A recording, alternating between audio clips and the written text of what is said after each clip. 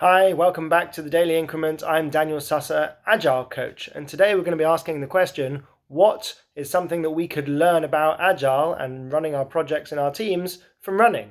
So over the last few years, I've been running quite a lot. I ran a couple of marathons early in the 2010s, injured myself, and I didn't perform especially well, but I learned quite a bit about good running technique, mostly from YouTube and from reading around. And I was out for a run last night and I realized there was a good analogy there, which is when people are telling you to have better running technique, one of the first things that I saw over and over again was to try and increase your cadence, i.e., try and hit the ground more times with your feet per minute.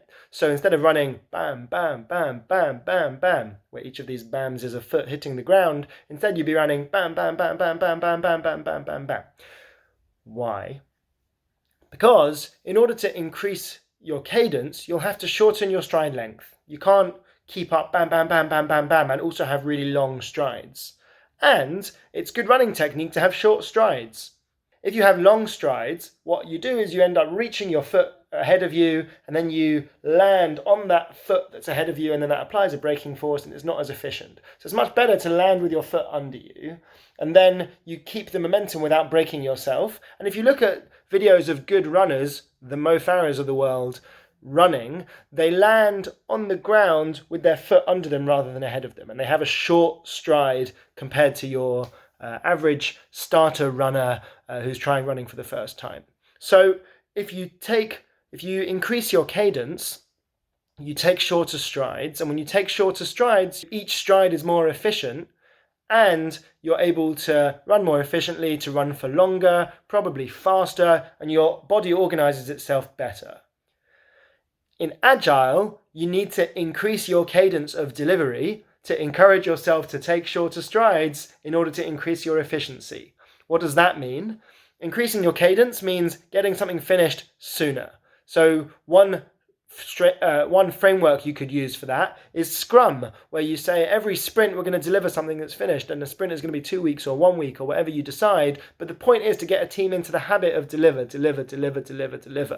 And if a team tries to deliver huge chunks in each iteration, they're going to overstep and they're going to exhaust themselves. So a team, by keeping a regular delivery cadence, learns how to take shorter strides and learns how to break work down into smaller, simpler chunks that's easier to do, easier to manage, easier to communicate about, and easier to complete. And then in order to finish a small, simple bit of work, just like the human body organizes itself better when it's landing its feet in the right position, and the spine is better, and the breathing is more efficient, a team's body mechanic can organize itself better once it's dealing with shorter strides, once it's dealing with little bits of project to deliver. So again, most of my experience with this is the software context, where you have a very complex piece of software, and when you force yourself to break down into very small things you want to achieve, that actually makes the whole process much easier, because you're not trying to take one giant chunk out of your project and deal with lots of complexity at the same time. But it works in non-software projects as well. If you're trying to engage in a complex environment where you don't know about the customer or you don't know about the market, then doing something small that is bankable is way better than doing something big that is hard and increases the amount of time that it takes you to learn in between. So I used to work in a team that was running a new volunteering program to try and get people to be healthier and to take different tests for cancer diagnosis. And one of the things we did was we said, let's do very short steps. Let's release the adverts for the program, and then we'll worry about the other stuff later. Then let's come up with one thing that the volunteers could do, and then let's test that one thing, and then let's ask them if they want to do another thing, rather than coming up with a huge program of activity which would have taken us much longer to learn, and it would have been much more difficult to organize. So it can apply to lots of different industries as well. So learn from running, increase your cadence, take shorter strides, organize yourselves better. And on the topic of small, easy strides, each of these videos for me is a small stride towards learning what people in my network and out of my network hopefully want to hear about Agile. I'm assuming that it's small, little, bite-sized chunks. So if you like it, let me know.